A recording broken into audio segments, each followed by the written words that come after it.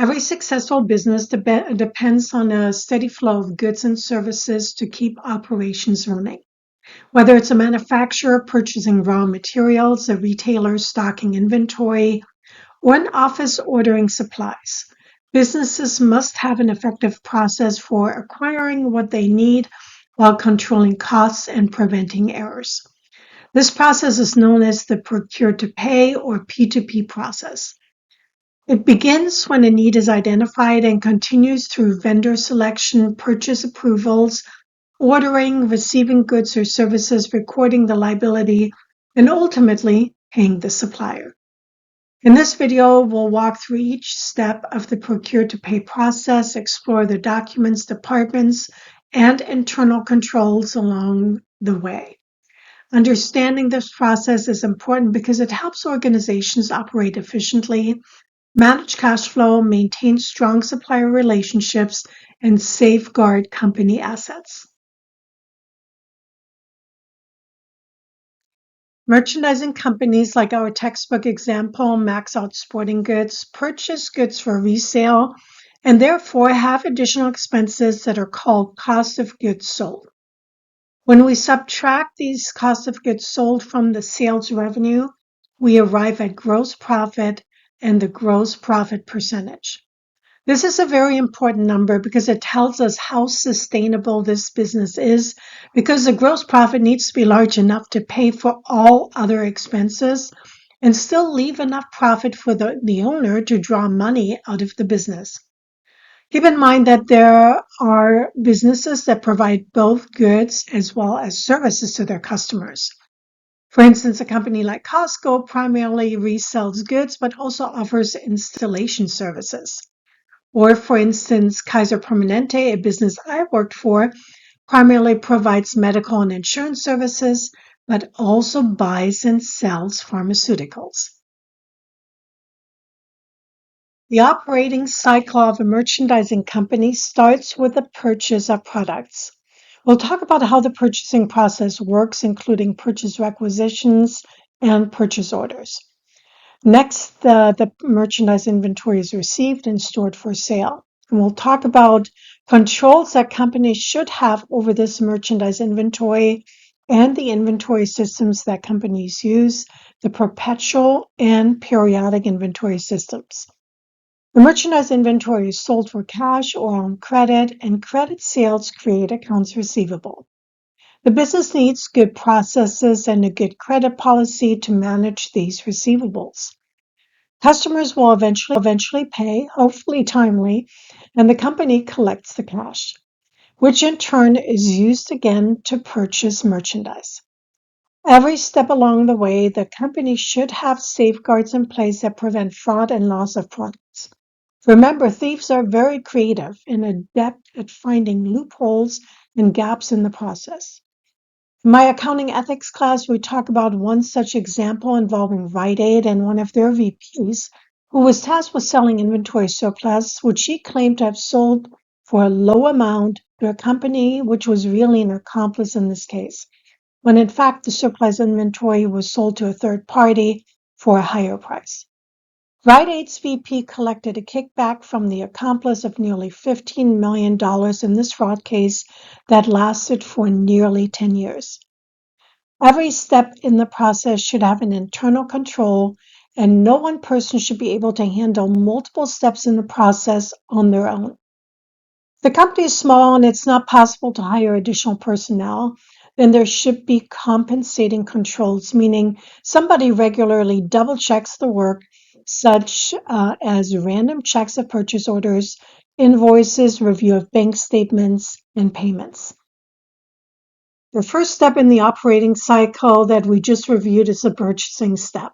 Merchandising companies purchase goods for resale and must have good operational and accounting processes in place to ensure that only an authorized person places the order, that vendors are pre-approved, that the goods are received by someone else other than the person who ordered, and that the accounting department compares the order to the receiving document and with the invoice from the vendor.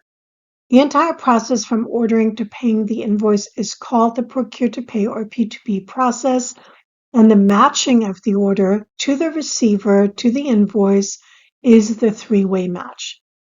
A large firm usually has a centralized purchasing department that is responsible for locating suppliers, obtaining price quotations, negotiating credit terms, and placing orders.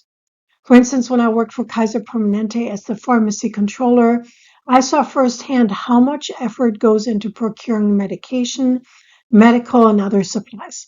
Sometimes prices changed monthly, and the purchasing team was on constant alert to source effectively and efficiently because, after all, companies can't immediately change the price customers pay when suppliers increase their prices.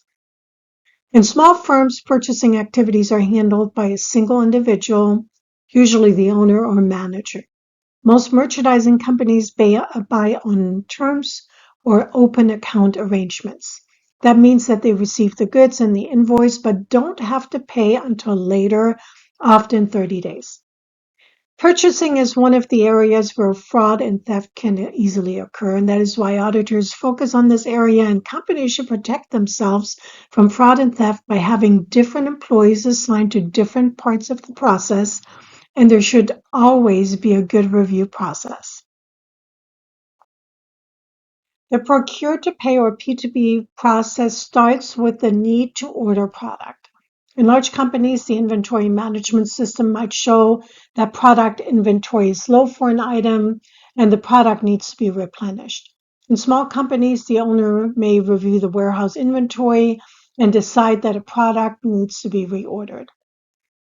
In one small company I worked many years ago, the owner had a report of how many items sold over the past 30 days, past 90 days, and past year, and then would walk the warehouse and check how much inventory was in each box.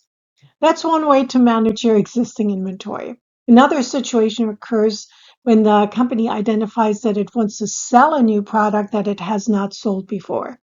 In either case, the company identifies the need and now must formally issue a purchase requisition that details the items to be ordered. It must be signed by someone who is authorized to approve requests for merchandise. After all, if the incorrect orders are placed, it could be a very costly mistake for the company. The purchase requisition is then submitted to the purchasing department, which is tasked with reviewing the items that need to be ordered and identifying a vendor to place the order with.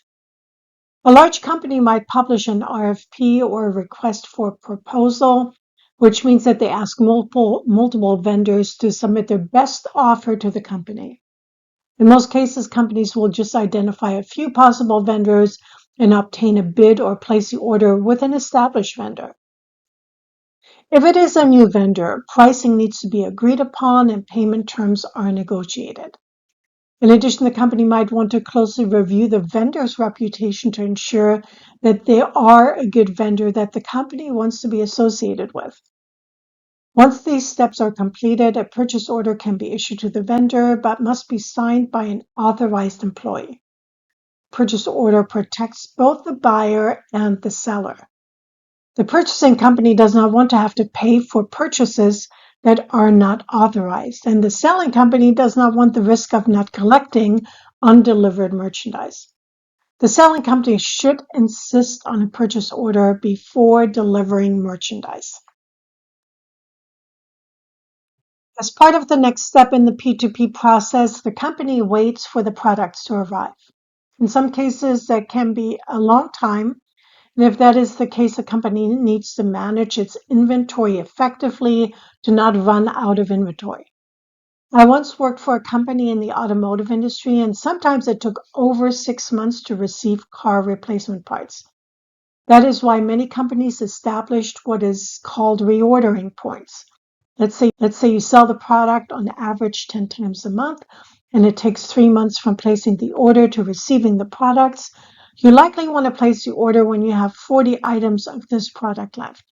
But keep in mind that your sales quantity can vary from one month to the next.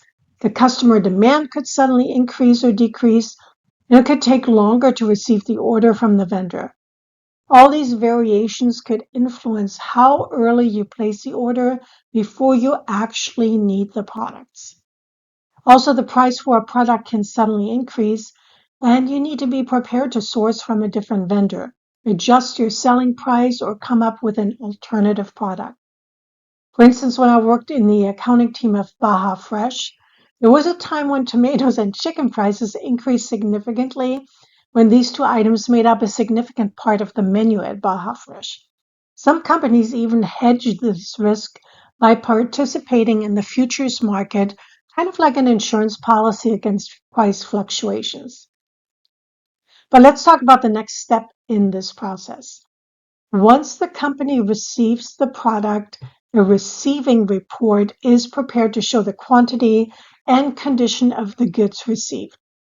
The receiving report should be prepared by the receiving or shipping department, and neither the person who requested the product nor the person who placed the order should be involved in the receiving process.